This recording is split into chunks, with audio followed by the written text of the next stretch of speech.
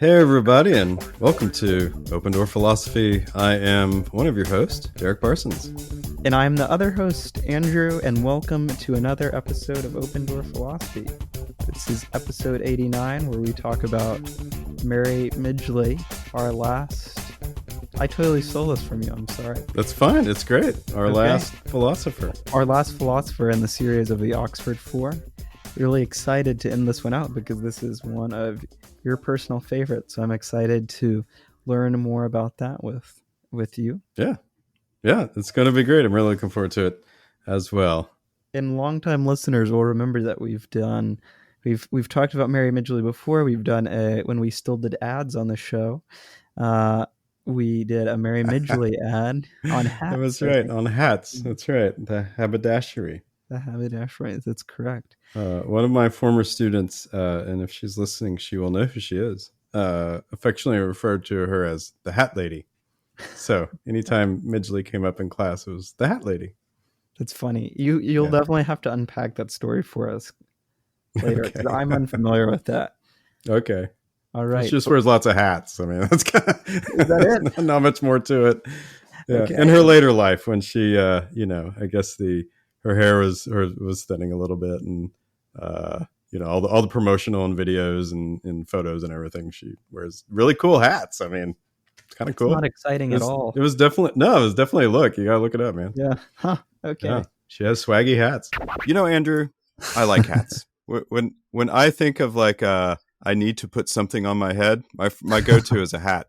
So hats can be make a real statement, right? So, you go to these conferences and I show up and I'm wearing some boring khaki Dockers and a Kohl's button-up shirt, and I just look like everyone else. But I'm like, no, man, I got to make a statement.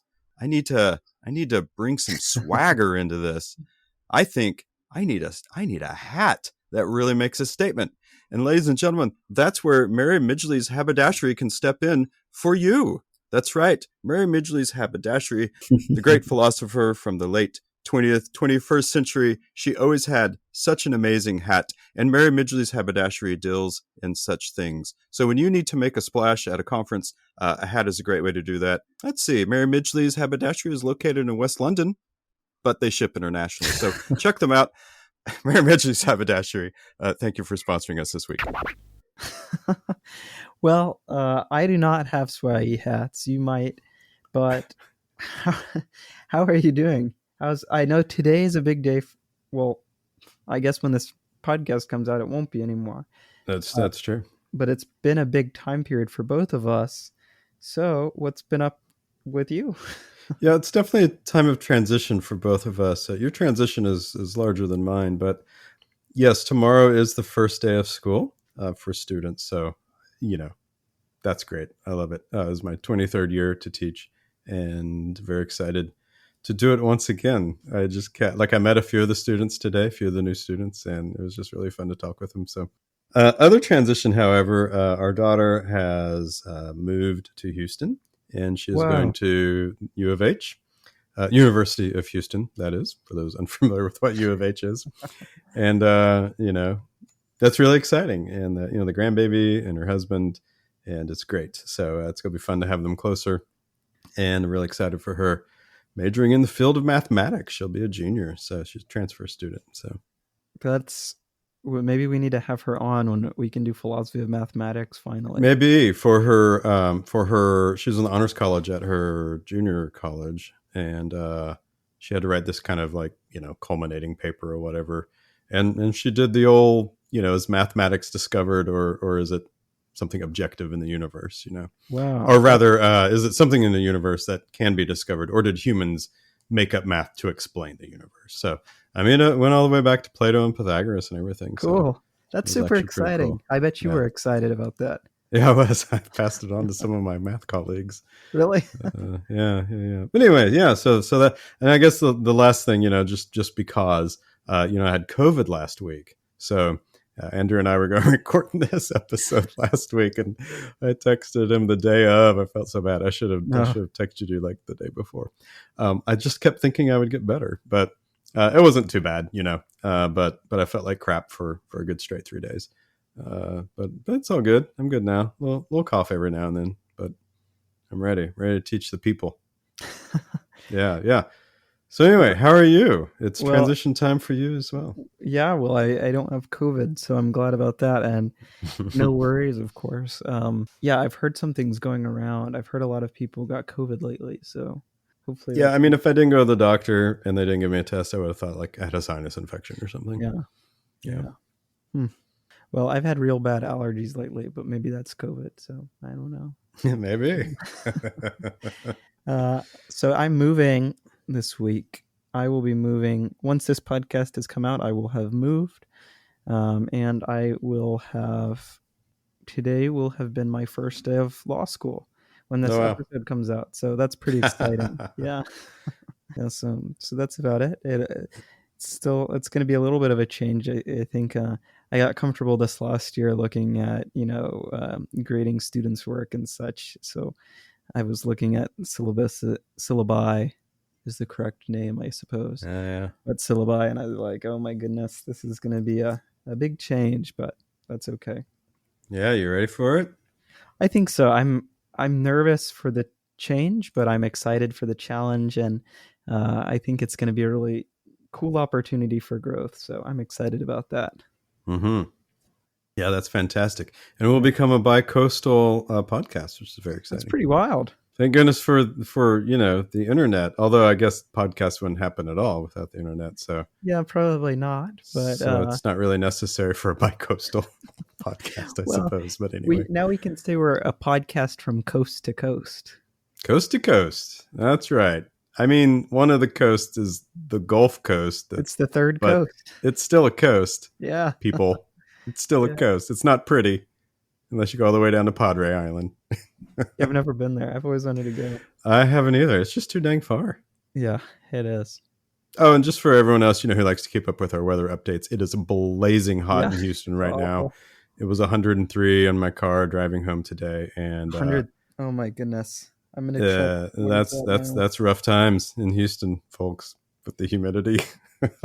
I'll take 112 in Santa Fe with that dry heat, as opposed to this business. But anyway, it's all good. It'll pass.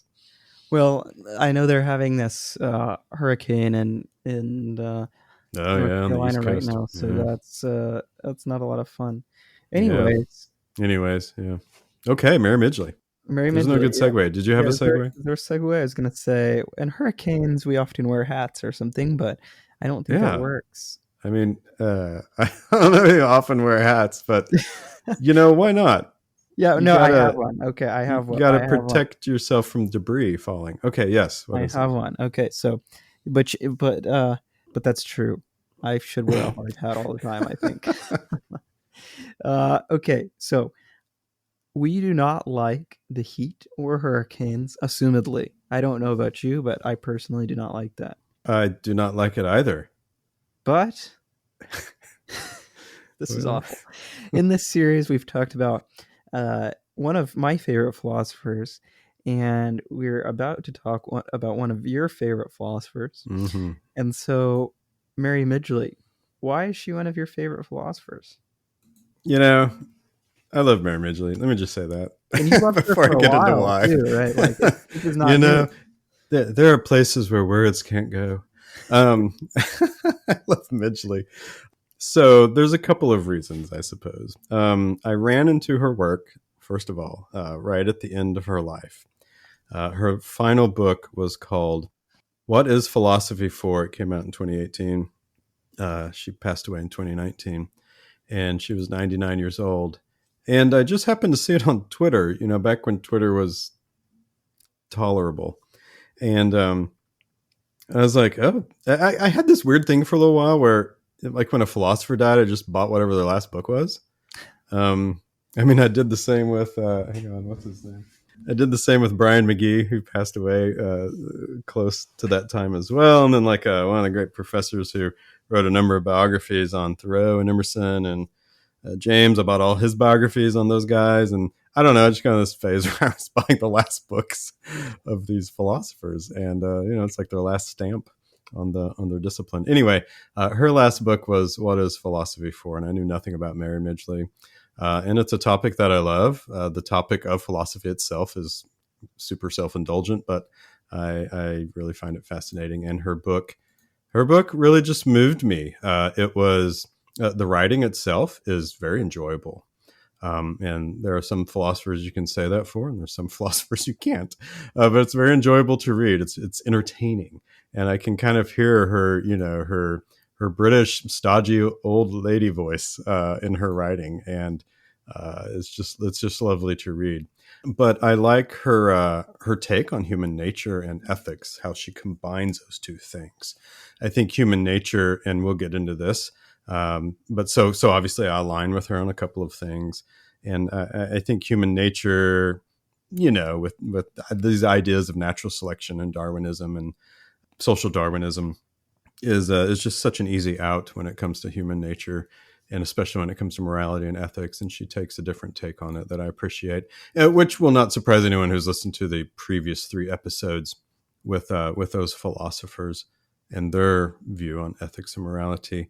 She's really critical of something that annoys the heck out of me, and that's reductionism and scientism. Yeah. And so I'm just like, I think her last book was philosophy for us, like, what is philosophy? But also, I'm just going to gripe about things that bug me, that I've been griping about in my 16 previous books. So I'm just going to lay it all out here. And so that was kind of fun. I really appreciate her interconnectedness of life that she talks about. Again, this will come out through our episode, and this idea of philosophical pluralism. That doesn't mean all philosophies are right or anything, but siloing philosophies just isn't effective in her view. And then her animal ethics and environmental concerns are something I share. I'm not a vegetarian, but I think there's a greater appreciation for animals than what a lot of people have, and then the environment I'm certainly concerned about. So anyway, those are reasons I really just like Midgley. A lot of it, honestly, is just how she reads. She's enjoyable to read. That's great. Yeah. What are some of your faves? Well, we talked about Anscombe last week. I think I appreciate her more for some of the ideas that she said and her writing style. But if I had to pick 3 that we haven't been talking about in the past few episodes, I would probably say Plato gets the first spot because I think he's enjoyable to read and is quite interesting. I'll say Aristotle, and that might be a cop-out, but I appreciate Aristotle's what do you call this word? There's a word for that. Okay, yes. Kind of systematic approach to answering questions from first principles and such. This is just off the cuff remark about Aristotle, but one of my interests in college was kind of the philosophy of language, but I realized that if I wanted to, be a good writer or whatever, then I would have to spend time developing, the craft of writing or whatever. And that was something that I was quite interested in. And this sounds weird, I wasn't a poet or anything like that, but I was just, interested. And so I talked to one of my professors who was a very well published guy, and I asked him for advice, and he said, well, write like Aristotle does when you're examining philosophical problems. And I don't know if that's great advice. Yeah, it's wonderful because of the way he breaks down things, and I think that, and yeah, I think that's a big reason why I appreciate Aristotle. And finally, I'd probably say someone from the modern day would be, I'll say Alistair McIntyre. I like the way he writes. Yeah, those are good ones. What would you say other than Midgley? Than Midgley? Yeah, some of them I'm kind of like, I may not agree with them totally. Not totally. I probably don't agree with anyone totally, but yeah. But some of it is honestly just they're fun to read. Yeah. There are some philosophers, sorry Kant, and Hume, but you're not fun to read. I'm very sorry. Kierkegaard, gee, good Lord. Yeah. I mean, so I love Kierkegaard, of course, but not fun to read for me. Maybe some people are just totally about that. Anyway, for me, so Plato, I'm sorry to sound basic, but but Plato's amazing. I love his entire philosophy, and I love the way he writes. Aristotle isn't on my list, but to support what you said, I don't know that there's a better 1-2 punch than Plato and Aristotle. Holy cow! What two wonderful philosophers those two are.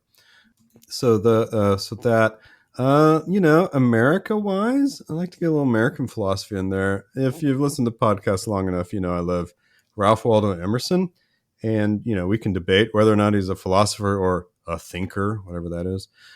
But Ralph Waldo Emerson is beautiful and inspiring, and I don't know that I can agree with a lot of his stuff, but man, when I read it, I'm just ready to go out and do some great things. And then the last one, which I don't agree with a whole lot, but he's fun to read for me, and that's William James, the American pragmatist and father of American psychology as well. They're just enjoyable to read. Anyway, yeah, that's kind of my big ones, I guess. I noticed two interesting things that came up from both of us. Uh-huh. I think that we both mentioned, at least for 2 out of the 3, although for you, for all of them, that your favorites were people that were especially fun to read or enjoyable to read. And so I think that's something interesting to talk about. And I don't want us to spend too much time on this, but I think it's a point of reflection for both of us, is that Marcus Aurelius did not show up on this list. Oh my gosh, that's right. Which I think 2 or 3 years ago would have. Yeah. So that's cool. Yeah, I do still enjoy reading Marcus Aurelius, I got to say. He reads very differently than everyone I mentioned, though, because most of his work are almost aphoristic. But yeah, it's funny. It is funny. Yeah, it's good. Okay, well, All let's right. talk about anything else before we. No, I think that's it.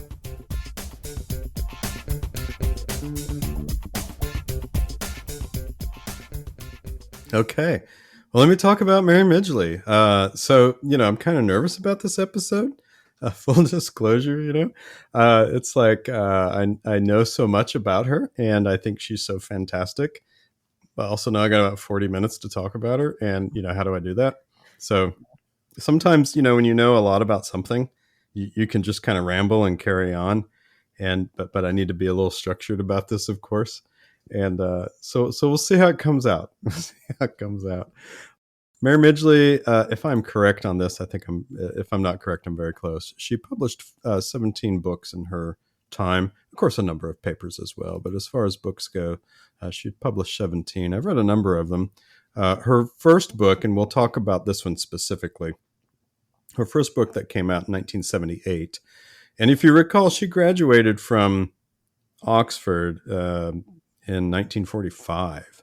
So 1978 is a long time between graduation and her first book. So I'll talk about why that's the case here in a minute. But her first book was Beast and Man, The Roots of Human Nature. And it's, you can almost take everything she wrote afterward and just kind of point back to Beast and Man. That's not to diminish anything she wrote afterwards, but there's another great one I highly recommend to a lot of people. Beast and Man's a little thick, a little dense. Another one that came out in 2003 is called The Myths We Live By. And this is just one of the things she talks a lot about, is kind of the underlying things that inform our worldview. She dipped her toes into the area of consciousness in 2014, and she wrote "Are You an Illusion?" And it's a great paper that pushes back against a number of materialist philosophers on consciousness. I've already mentioned in 2018 she wrote What is Philosophy For? That was her final book, and she was 99 when it was published. And one of the reasons I really admire her, there's 2 reasons I admire her in terms of her age. One, her first book came out when she was 50, and I'm 51. so I'm like, oh, maybe I do still have, something in me that's worthwhile.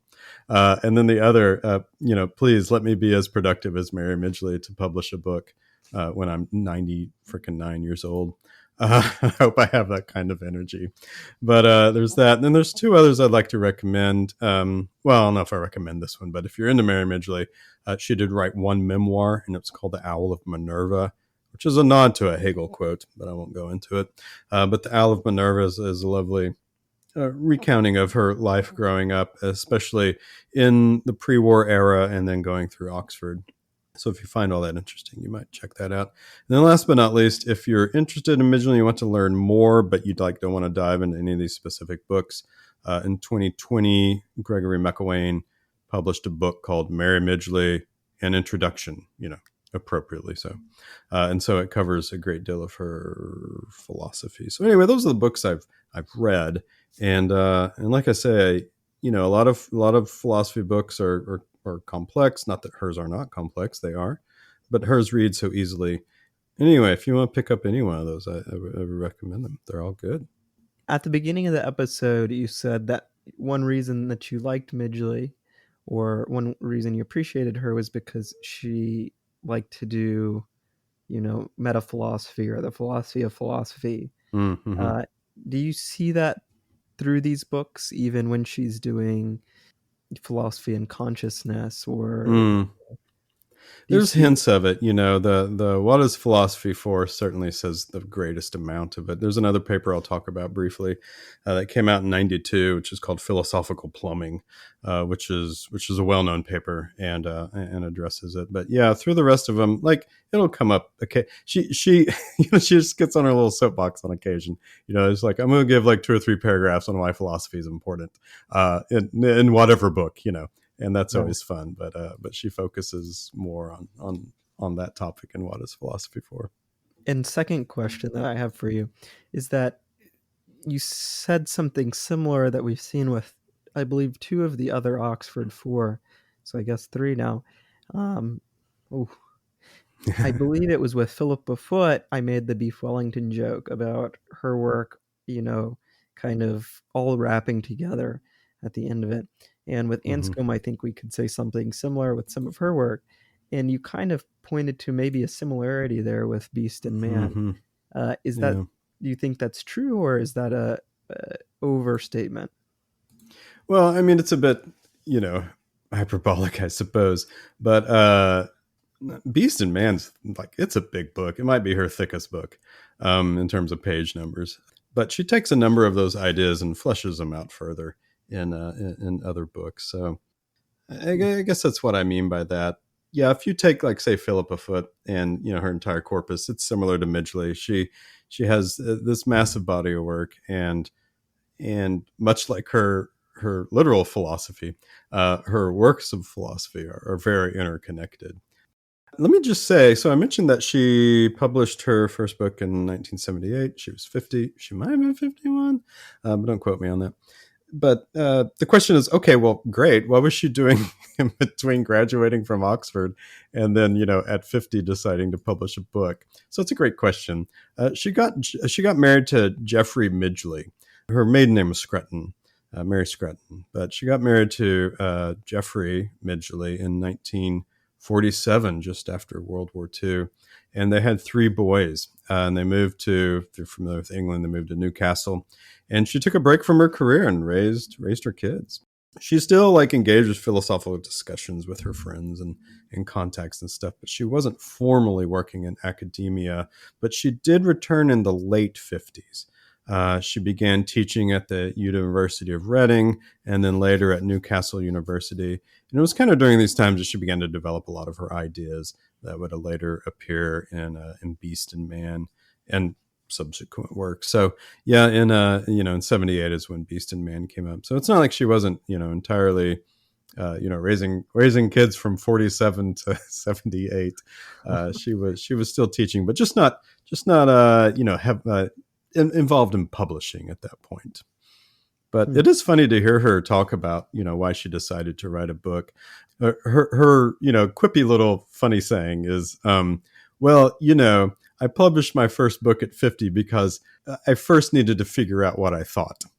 And that's such a great line. It is a great line, How true that is, I don't know, but it's fun. And when I say she's fun to read, that's the kind of comments I'm talking about. Puts a little smile on your face. A lot of some of the stuff she writes, is there's a wink that comes along with it. But anyway, let's get into it. I figure the first thing we'll talk about is her views on philosophy itself, and then we'll get into some of her theories on human nature and ethics, which this series that we've done has had a great emphasis on ethics.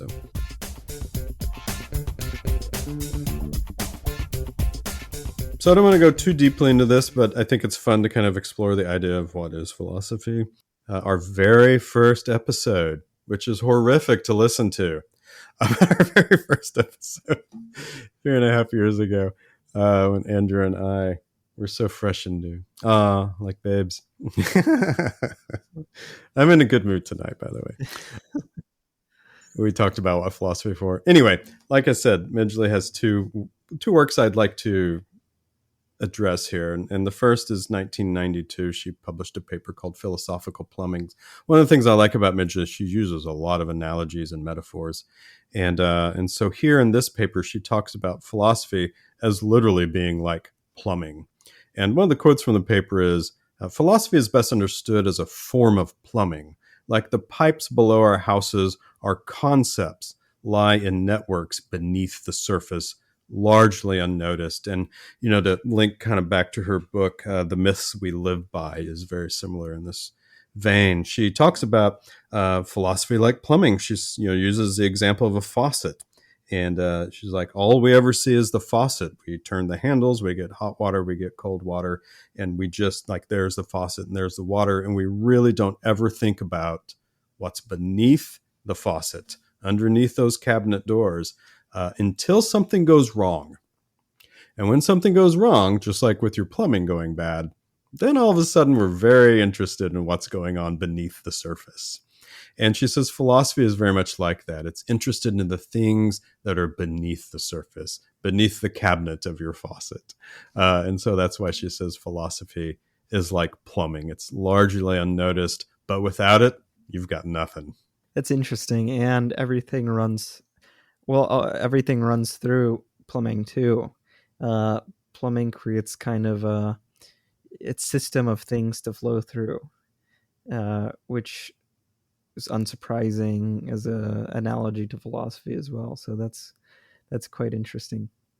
Yeah, and you can take that analogy as far as you want to go. You can talk about giant cities like Houston. What would we be without our plumbing? And it's not just delivering water to our faucets; it's also taking our waste away. Yeah. And of course, when hurricanes happen, we got to get rid of all that water too. So all of that's really important. And I just think it's a great observation. She does it. We take it for granted until something goes wrong. And then from her book, What Philosophy is For, it kind of like builds on top of this idea. So a quote from this book, and there's a number of quotes I could have pulled from this book for the topic of philosophy itself. But this one here says, philosophy is not just one specialized subject among many, something which you need only study if you mean to do research on it. Instead, it's something we are doing all the time, a conscious, necessary background activity, which is likely to go badly if we don't attend to it. In this way, it is perhaps more like driving a car or using money than it is like nuclear physics. And it's more perhaps like music than it is like any of these things, because its effect is primarily on our imagination. It is a potent background. It profoundly shapes our life, our inner life. And like good music, good philosophy does not easily get out of date.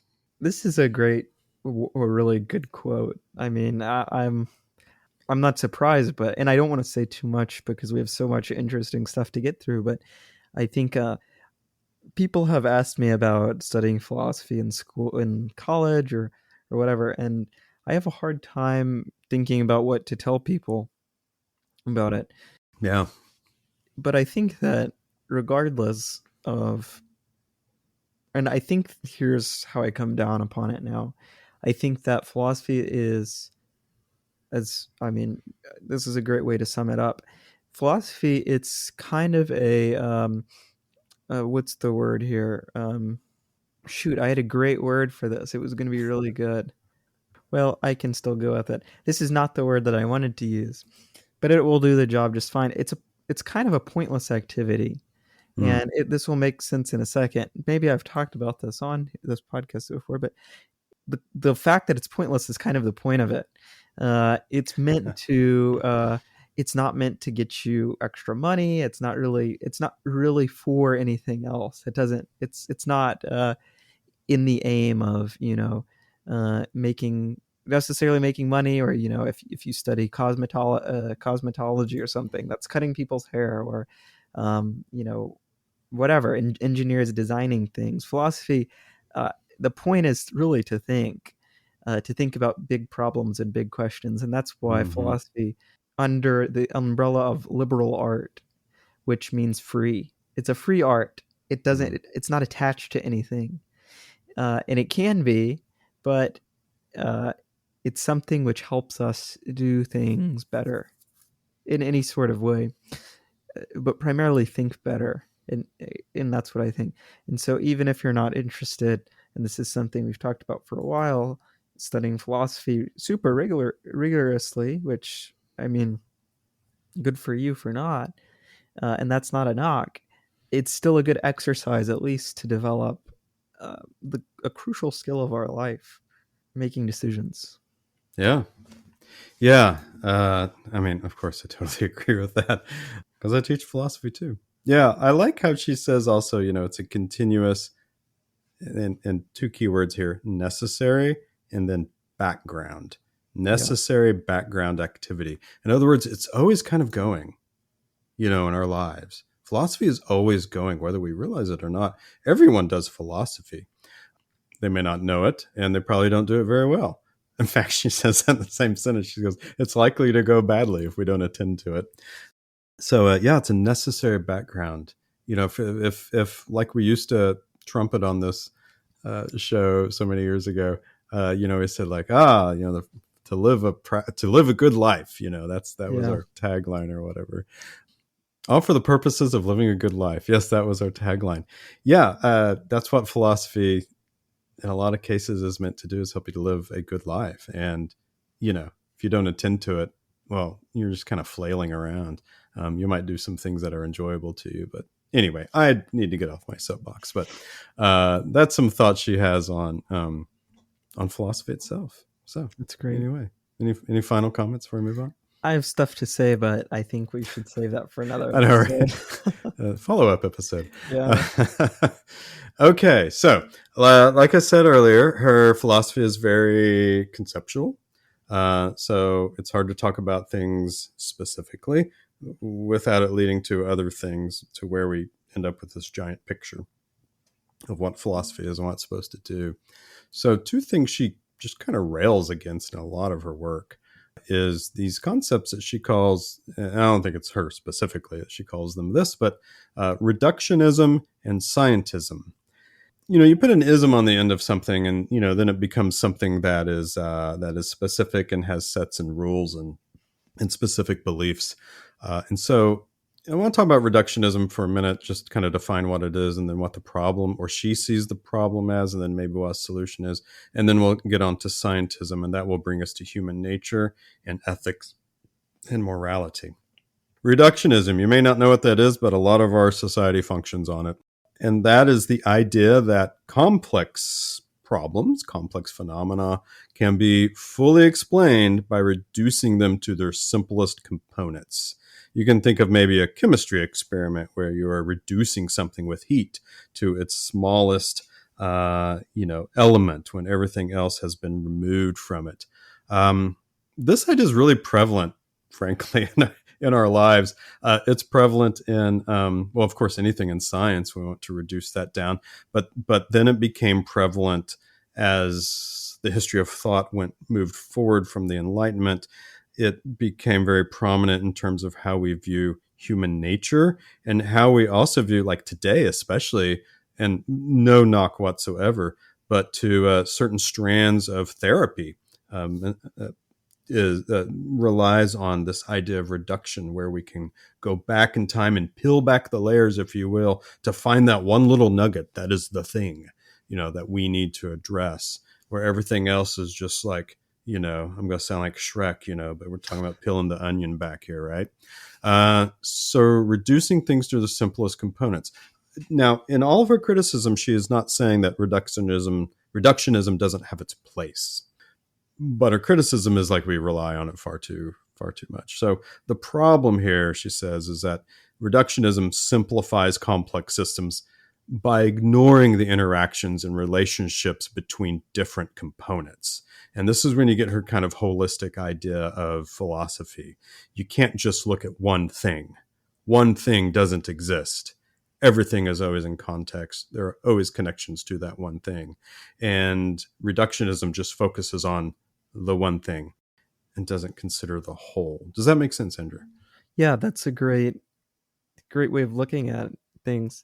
And when she's talking about, when she's criticizing reductionism, a question that I have is, and you might have answered it in your, so sorry, but is her criticism in general, like multiple things of this world I can think of are often reduced down to their simplest parts. Explanations of political terms and labels. Sure. This word liberal and conservative, communist and fascist are ones that I'm thinking of now. Like the way that we throw these words around aren't what they mean. They're reduced to Marxist might be thought of as, empowering the worker. And so we might latch onto that idea instead of thinking about the whole economic system behind that when we're labeling a group. Or fascist, probably similar.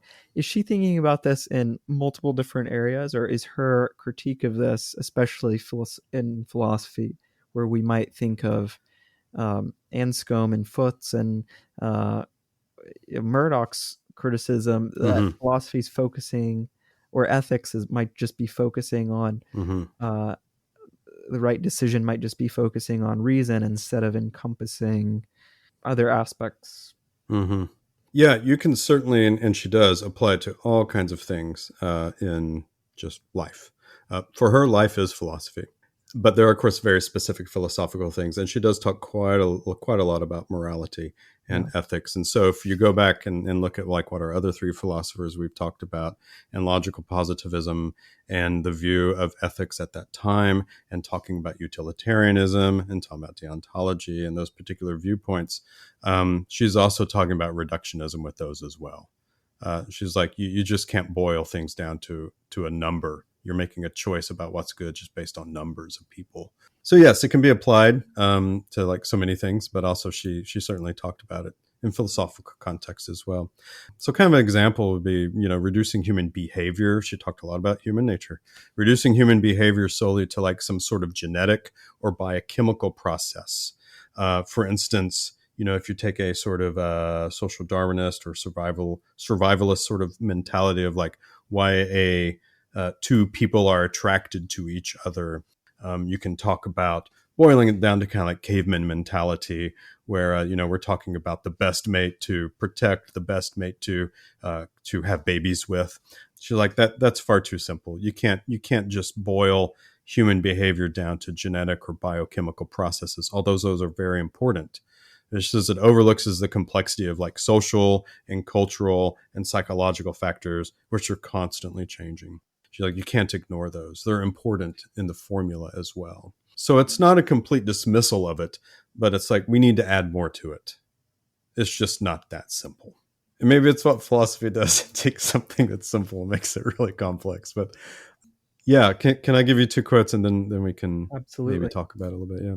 So two quotes she has here. Again, a great metaphor here, or an example. One of her quotes says, reductionism is like trying to tear a tapestry into its threads and then counting them and thinking that this process will somehow tell you what the tapestry is really about. And so if you think of the tapestry with like thousands, tens of thousands of threads in it, you reduce it down to this one thread. Well, you've lost the tapestry. So that process doesn't tell you what the tapestry is about.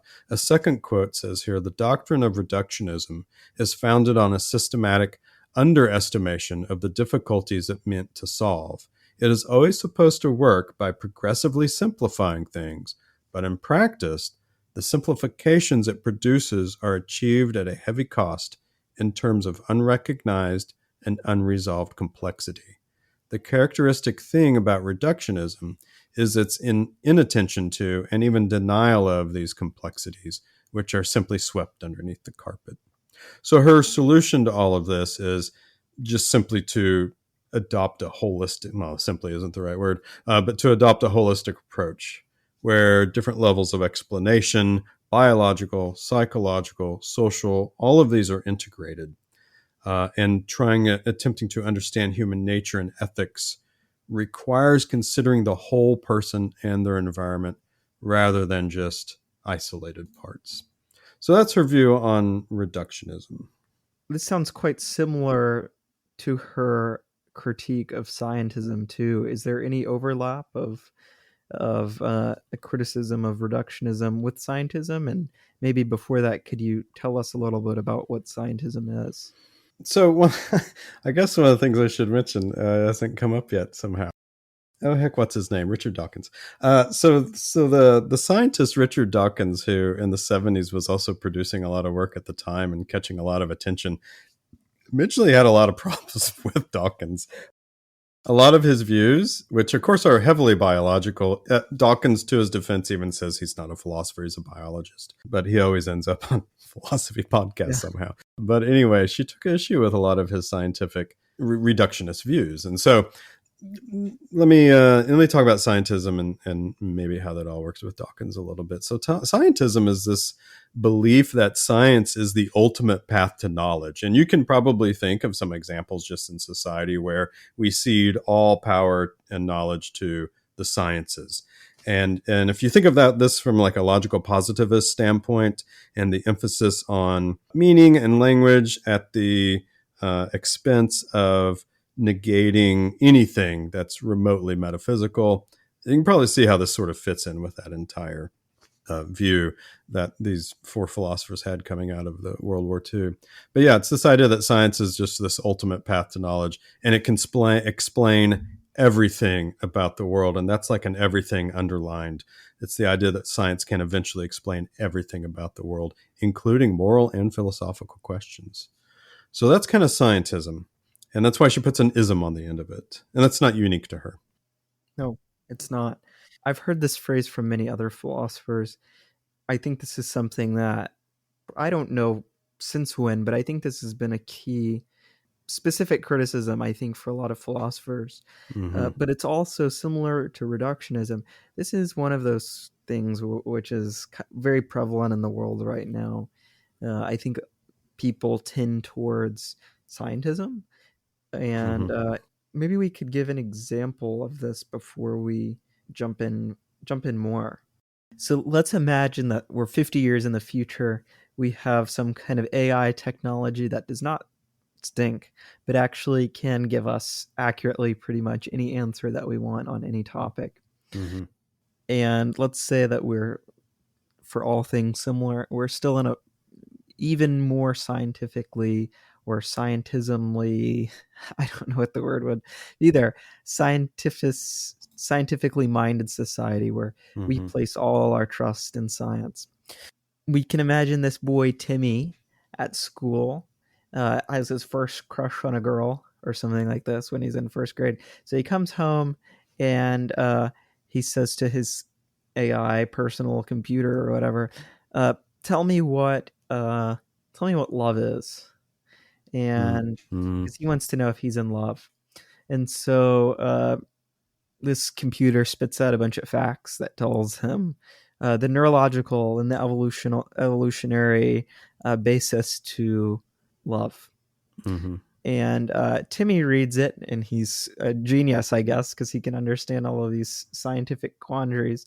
But when he reads it, he's like, "Well, I get it, but this doesn't really seem like it explains this feeling that I have."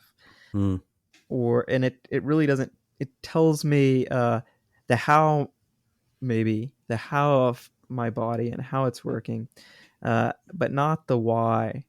Uh, why am I feeling like this? Or even better, the what. What is Mm-hmm. going on? Or what, you know, I don't know. Maybe not the last part. Maybe it does explain what is going on, but not the why. Why am I feeling like this? What makes Mm-hmm. me feel like this? That's not biological. What is this feeling that I'm feeling? These are essential components to our life. That was a bad example because I kind of shot the dog at the end, I guess, and said that it doesn't really work. No, I think it's really good, right? So the problem that Midgley identifies here with scientism, and by the way, in all of her writing, anytime she writes about this, she's like, by the way, all power to the sciences. They have done some Yeah. miraculous things, and we could not get along without it. So no hate towards the sciences. But while powerful and essential, and like you said, science has its limits. And where scientism comes in is like, no, the science has all the answers. There are no limits to it. It explains everything. She says, listen, quote, but science is excellent at answering questions about the physical world, but it's not well equipped to address like moral, aesthetic, and existential types of questions, right? We have all these wonderful natural laws, and science can explain how the natural laws work, but it can't explain why they work that way. So whether we're talking about love, or we're talking about universal law of gravitation, science has its limits. Let me just ask you a question real quick, Mm-hmm. and let's see how it deals with this. You like nature. I do. Explain how nature makes you feel. Yeah, I can't do that. I've tried. I filled volumes of journals talking about hikes and nature that I've had, and my love for nature. I feel connected to something greater than me, whatever that means. I feel like I'm where I'm supposed to be, rather than, in some urban area. I don't know. It's when I do try to explain it, and this is a great point. You're making me do it. I just come up with these sort of descriptions of comparison. Oh, I'm in the mountains rather than in an urban area, and that somehow is different. And that's important. And yeah, I can't explain why when I'm out there, like in the mountains hiking, that I feel the way I do. But boy, it feels good. Yeah, well, if anybody, you should try this at home. Think about something or someone that's really important to you, and if you're stuck on the scientist, if you believe science can answer everything, which people do, it's a genuine thing. And I would challenge you to get out a piece of paper or use your notes app and try to explain that feeling. Hmm. Uh, Try to think about why you love your husband or your wife or your children or your parents or your dog or whatever, or nature. And what I find is that, at least when I think about these things, the first thing that comes to me, as you said you do, is we often use analogies, Mm-hmm. and Yeah. I don't know why that's the case. I think that's the case because we can't come up with something to describe a feeling with language, Mm-hmm. and so for us to try to explain this with science, or for us to think about it and try to use science to explain this feeling, seems like a frivolous exercise. I Mm-hmm. cannot imagine something that we cannot even use language to describe, Mm-hmm. uh, to use science to describe. Yeah. And I'm not a science person. Yeah. uh, but if we're talking about, oh, why does Mr. Parsons feel this way when he's hiking in the mountains, we can talk about certain chemicals that are being released in my brain that causes euphoria, or, well, euphoria is a strong word, but you know what I mean, dopamine. These types of things. Exercise. We were talking about exercise and the blood's pumping, the heart's pumping. That does certain releases endorphins and things like this. And maybe there's some deep-seated connection, to nature from my caveman DNA, that's somewhere swimming around in my body.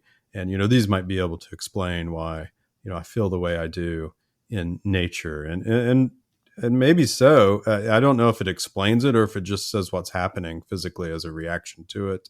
But these are very wonderful philosophical questions, and you could say the same thing for, like, when you're falling in love or whatever. Sure. Yeah. Yeah. And let me make a last point, and feel free to cut this. But when I'm thinking about science, really good science, it looks at the world. It looks at something that exists and tries to say, what is going on here? Hmm.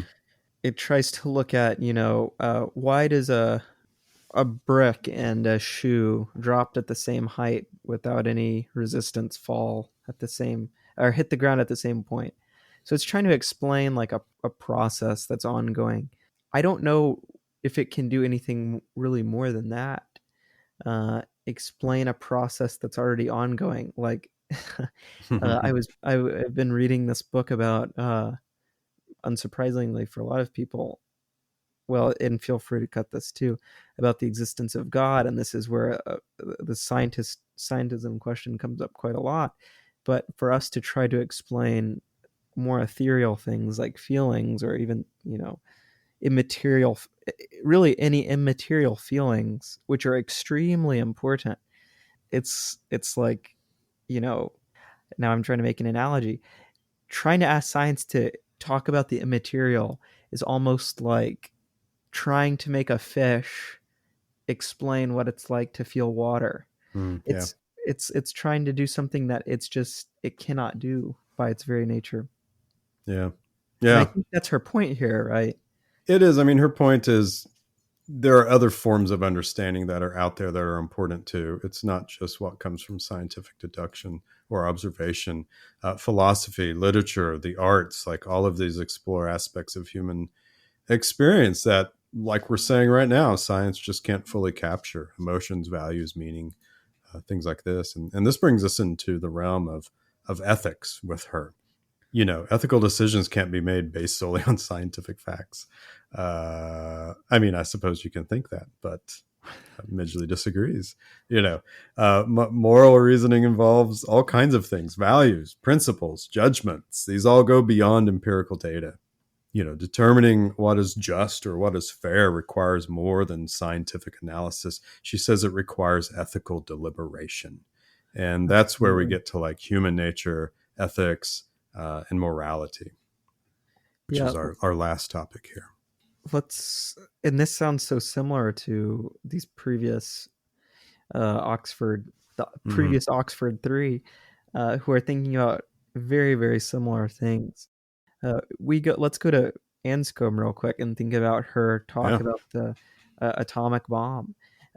For a utilitarian, that would make complete sense. We save millions of, they would save 1 million Americans, right, if they bombed. That was the whole rationale behind the decision, or whatever they said. Or it would stop us from getting into a deadly war with the Soviet Union. Midgley's going to say there, well, guys, like, we're killing human lives. We're frying people. That's wrong no matter what. That's not that just because we make some kind of calculation behind it does not make that a right action. And so I think I'm not surprised that there's some overlap between these people, which is cool to see. It is cool to see. Yeah, and if you go back and listen to earlier episodes when we talked about a couple of books where it discusses all four of these women, yeah, it's really beautiful to see, honestly. So Midgley, all right, let's get into human nature and morality. She really is rather pluralistic when it comes to morality. She certainly leans towards virtue and Aristotelian approaches, but she argues, this would be a really interesting thing to discuss sometime. She argues that no single system can universally account for the range, the immensity, the complexity of moral issues. It's just too much. But if you read her enough, you can see that she leans towards virtue. Let me read this quote here by her. She talks about, now instead of plumbing, we're talking about trees. So this is a quote about morality. So she says here, morality is not a single tree. It is a forest made up of many, all of which needs to be mapped and understood as a whole. That indeed is why I recommended earlier that moral philosophy should deal in whole maps rather than in single dividing lines. And all these maps must also show, just as the many maps of the world at the start of our atlases do, for the confusing fact that this forest, like other forests, also changes constantly along with the life around it. So that's pretty pluralistic when it comes to moral systems. But anyway, that's her. She says like moral philosophy really has to involve just the entire person in context, right? You can't just say like well, it's 5 people on one railroad track and 1 person on the other, and you got to pull the switch. There's the whole person in context. Absolutely. That's a good point. But there's often for the trolley car problem, like you brought up, there's often some factors that people will bring in to make the trolley car problem a little bit more difficult to answer. Right. And Yeah. one of these is 5 people are on a track, and your mom or your dad or your favorite person in the world is on the other track. What are you going to do? Mm-hmm. And so, this is a good example of us taking, or the other one would be like the 5 people on the track are, the world's 5 worst people, like Hitler and Stalin and Pol Pot and Mao, and taking in our feelings and our emotions and decisions. I think we often will, what's this word, like override the facts are important. There's that whole facts don't care about your feelings thing, Right. which Right. is like a good a good thing to think about, I guess. But some things that are really important to us aren't facts. Mm-hmm. And what is a fact? It's a proposition that can be true, or that is true. Like 2 + 2 = 4. Well, some things just aren't like that. That are still really important to us. Mm. So I think it sounds more silly, when it comes from the outset, it sounds more silly than it actually is. Like, these are very important. Our values are extremely important to us. Yeah, this idea, I mean, it's a beautiful idea, right? That we should be able to objectively determine what is right and wrong, what action we should take and not take objectively based on data or Yeah. something. But that's just, I mean, that can be a part of it. And that's her point. That can be a Yeah. part of it, Sure. but it's not the totality of it. Yeah. There's context always. We have to take that in consideration. So in Beast and Man, who was it? I guess it was Philippa Foot that was talking about human nature and ethics. Maybe I have that wrong. I remember whoever it was, I was like, oh, Midgley will come in on this. But human behavior, human nature, right? What is human nature? It's a great philosophical question. In Beast and Man, this all sound familiar with what we've talked about before. She just says human behavior cannot be fully explained by biology. Darwinian evolution, social biology, would say things like humans are selfish creatures driven by generic imperatives. She's like, okay, some, but she's also like the complexity of human motivations and the role of culture, social relationships, and our moral reasoning. All these things shape all these things shape human behavior. It's not just for her. It's not just selfishness and generic imperatives. She talks about altruism and cooperation as an example. She says, these things, altruism, cooperation, cannot be adequately explained by this reductionist approach that views all actions as being ultimately selfish. That's a good example of a reductionist approach. All actions are ultimately selfish. She's like, just look around. Humans show genuine concern for others. It happens, Yep. which plays a significant role in moral and ethical behavior. She says these are fundamental aspects of life, of human nature that we do. There are examples where altruism and cooperation come from a genuine place rather than Absolutely. some selfish motivation. So I'm sure you have something to say about that. It was a great point, and I think it's one of these kind of silly argument. Well, it's not. I don't think on the outset it's quite silly. I mean, if it's true that all our, and I've heard people who think this, and maybe they're not serious about it, but I've heard people bring up this idea that every action that we do is for a selfish reason. We're all doing things for gain or anyone else, but we can think of plenty of examples like that. I Mm-hmm. can, like, here's one that just popped into my head. It's often said, I think a strong rebuttal to this initial point would be like, think about moms caring for their kids. But then we could say, well, the mom is really wanting the kid to love her when she's old, so she'll take care of her. Right. But yeah, but we could think about other contexts too. What about a mom who knows that her son or daughter, is going to die like minutes after the womb, who Mhm. holds their child and takes care of Mhm. them Yeah. when they're waiting to die, or a mom and dad who take care of a older child with severe disabilities. Uh, Yeah. these are all things that Yeah. inherently do not pay off in the end in the sense of altruism, but they're not reasons for gain, they're reasons for love. Yeah, I can't help but think of Susan Wolf, her paper where she writes about the mother who stays up really, really Yes. late, far past her bedtime, in order to sew this Halloween costume for her child, and why is she putting herself through this? And she just says she's motivated by love. Yep. This is something, and your examples are wonderful. We have some neighbors who care for their daughter who is in her late 30s, and she'll never live alone, and it's beautiful to see. And I think of that's a very dramatic example. Holding the child minutes after they're born, knowing they're going to die. It's a very dramatic example and appropriate examples. But also these other examples, like staying up late and sewing their Halloween costume, Absolutely. is beautiful. I don't know how you calculate that. I don't know what role Darwinian evolution has to do with that. It just seems like those reductionist types of views don't square in those situations, and that's all she's pointing out. Well, to wrap us up here real quickly, with Beast and Man, she also critiques this notion that humans are also purely autonomous individuals making these isolated decisions. This is, I think, especially prevalent in the United States.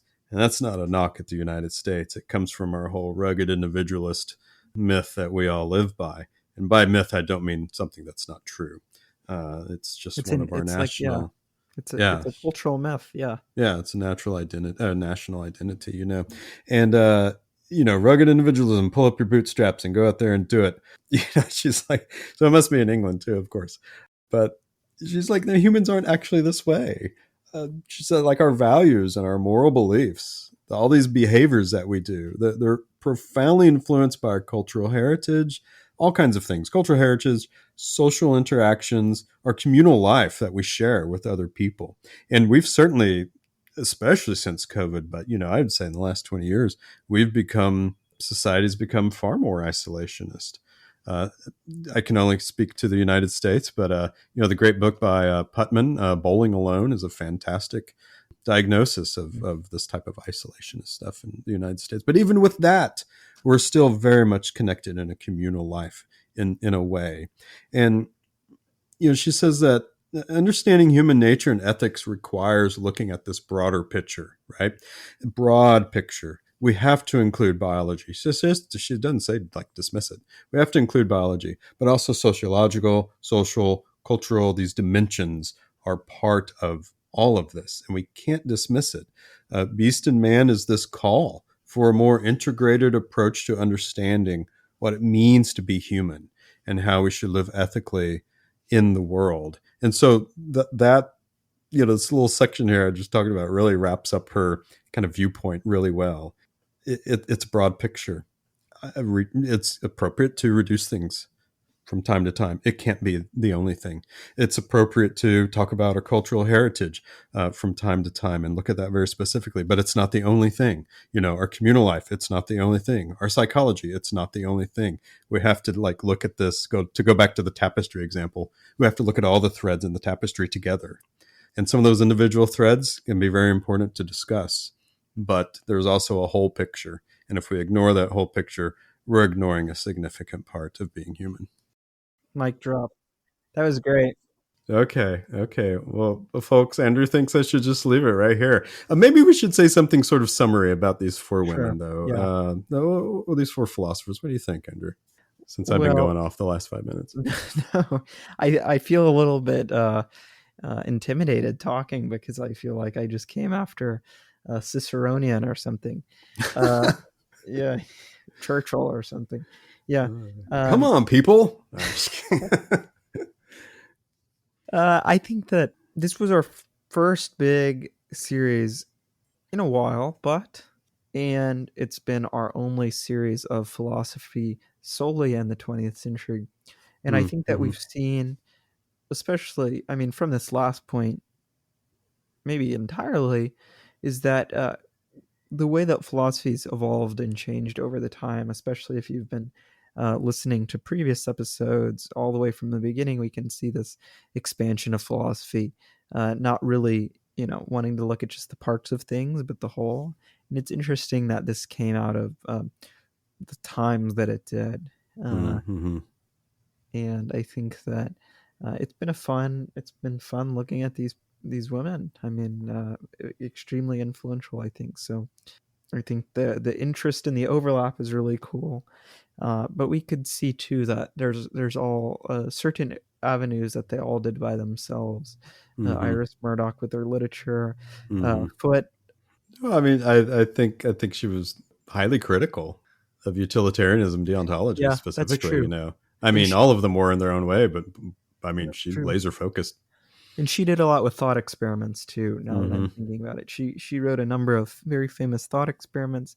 Anscombe did a lot with, of course, with ethics as well, but she did a lot of philosophy of action and the philosophy of will. And in Mary Midgley, she might have wrapped it up pretty well with the thinking about the philosophy of philosophy and reductionism and metaphilosophy, which I guess said, but thinking that, I mean, that's a big field of philosophy that not a lot of philosophers like to focus on. And of course, some things we didn't talk about today were animal ethics and environmental concerns too, which didn't even get to that. Yeah, really fascinating for philosophers. They don't exactly form a school, nor did they want to form a school, but the connection there, the experiences that they had together in pre and World War II, the times coming out of a very highly analytical philosophical tradition in England. All of it just makes for a really fascinating story and a really wonderful chapter, I think, in the evolution of the history of thought. And of course, that's still being written, right? So anyway, I've really enjoyed it. I know that I'm really passionate about Midgley. I know you're really passionate about Anscombe. So that was enjoyable for me for sure. And Murdoch and Foote, we didn't know as much about as far, Anscombe and Midgley. But it was fun to explore and dive into them as well. As a result, I purchased a copy of Natural Goodness by Philippa Foote, which is kind of her summary, her summation. It's not her final book, but it was kind of the big one that really sums it all up. There's some wonderful essays by Iris Murdoch I bought a collection of as well. So these are great philosophers, and people are missing out if they're not reading these four philosophers. Let me check something real quick, and then.